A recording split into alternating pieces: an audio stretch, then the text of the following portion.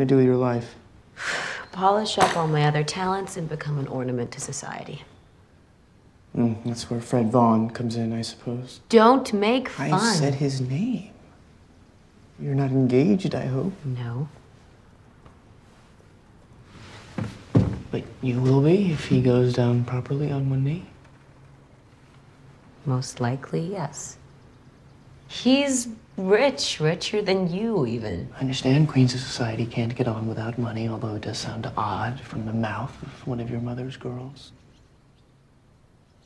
I've always known I would marry rich. Why should I be ashamed of that? There's nothing to be ashamed of, as long as you love him. Well, I believe we have some power over who we love. It isn't something that just happens to a person.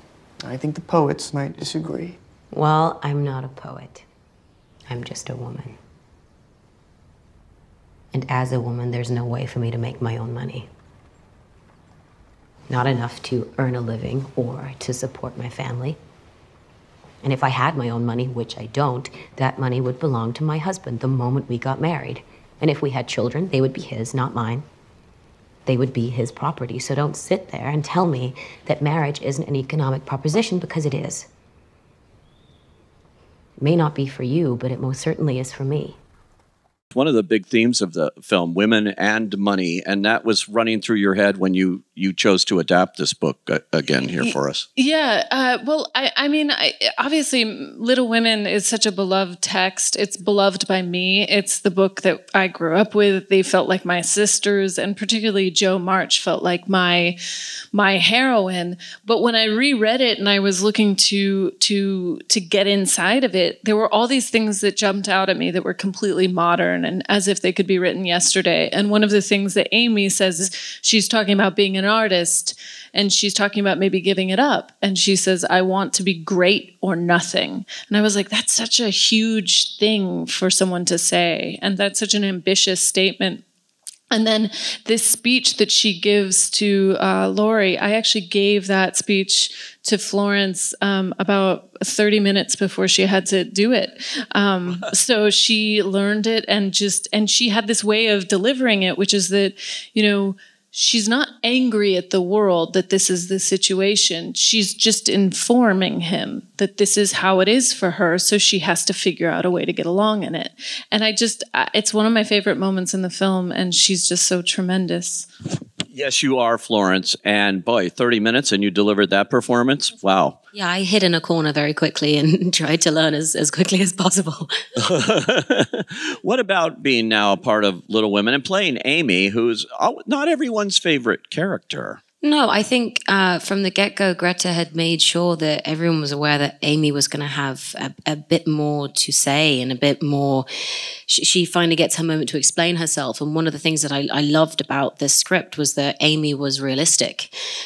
She may have a completely different journey to Jo, but she's being realistic. And at no point do you hate her for her decisions. And that's what I loved playing. I loved being her as a younger brat. And then I also loved her evolving into this very clever and savvy woman who knew that to survive, she had to marry rich and she would have a good life. A lot of people I talk to just cannot understand why Jo would not, want Timothy in her life, right. Or Laurie. And that's the whole point, though. This is a much more modern take, even though very faithful to Louisa May Alcott. Well, actually, that very sentiment is the reason I have her publisher at one point say, I don't understand why she doesn't marry the neighbor, because I feel like that's been the reaction to this book for 150 years. But I think when I set about writing the book and then also filming it was writing the screenplay from the book, I wanted to delve more completely into Louisa May Alcott's life, who wrote Little Women,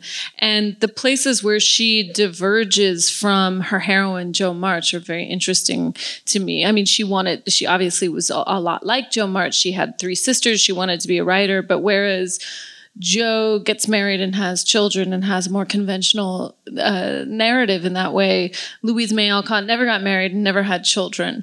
But she decided to write the book that way because it would sell more copies. And I think that kind of break between reality and fiction is the space that I was interested in playing in.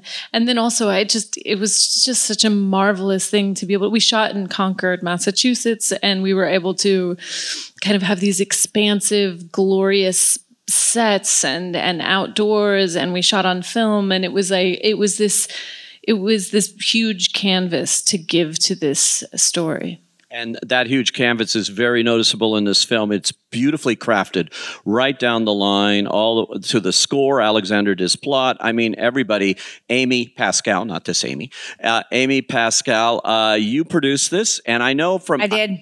I know, I talked to you... Spider-Man, I had just seen Spider-Man, the animated film, and you produced that too. And so I talked to you. You wanted to know what I thought of the movie, and you were calling me from the set here, and I think you had just broken your leg. Yes, I did break my ankle while we were making this movie and spent the first 6 weeks on a walkie-talkie with Greta. So it was ridiculous. But can I say one other thing that Greta said when she first came to Denise and Robin and the studio and I about her wanting to do this movie and her wanting, obviously it's very clear, and you brought this up, her wanting to make it about a woman needing to have money in order to be an artist, about a woman needing to have money in order to have any kind of independence. She also talked about wanting to tell the story in 2 different time periods because that is how she experienced the book once many times as a child and later as an adult. But something else that she said, which is how she wanted to experience the characters in a really different way than sometimes they're thought of. Meg is someone who gets married, but she didn't want the story to end with marriage. She wanted to explore what it's like once you've made that decision and once you do have crying babies and have no money. What does it feel like then? Because that's a real choice.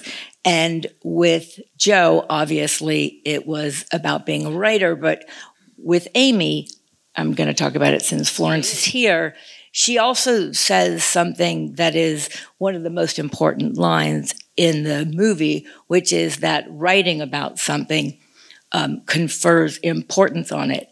And I think that Amy is not saying that just to Joe. I think Greta is saying that as a filmmaker, because her idea for this movie was to make a movie about the lives of women and the things that women care about, as a big epic film, not just as a girls' movie, not just as something about domestic trifles, but shooting it on film, doing it the way she did it, making it a big epic. I think that is what Greta was trying to say through Amy in that line.